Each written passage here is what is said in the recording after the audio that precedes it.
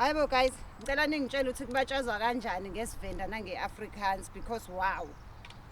U2024 is the year of the year. Unyaka of the year because wow, izinto esezenzekile kuJanuary nje uwodwa. Hayi awuphele ngempela manje uJanuary awuphele.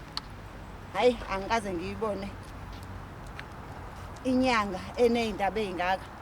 Lo uqalile uJanuary siyababaza. Bese ngifisa ngisho ukuthola unesi mina ozongifaka ikhathetha ngoba bengeke ngaphuma endlini ngathi ngiya bathroom nje ngathi nje ngiye toilet. Hayibo ngibuya sekule indaba ezinye futhi eziningi esezingiputhelile.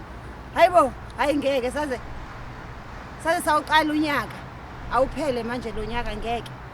Mina bengithi noma singasuka la kuJanuary simane siye noma kuNovember guys noma siye kuDecember 7. Into eyingaka esezenzeke ngoJanuary owodwa just 1 January hayi ngeke.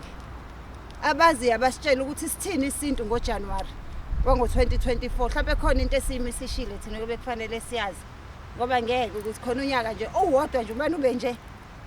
Hayibo indaba ezingaka yazi ngiyaqala ukuzojima bengasawazi ngisho ukuzojima wami wathi uyaphuma nje endlini hayi ubuya sekuze 44 weindaba eseziphuthile uthi uyabuya nje endlini hayi sekhona enye esiphuthile futhi hayi ngeke ngiyabona nje awuphele lo nyaka asingabe sanje kulezi ezinye inyanga ngoba uJanuary umuze kanje shothi lezi ezinye zona izokwenza njani.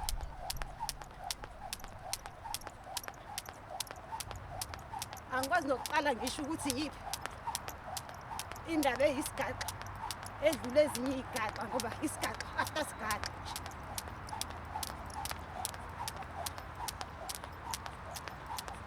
Twenty minutes later. 1 hour later.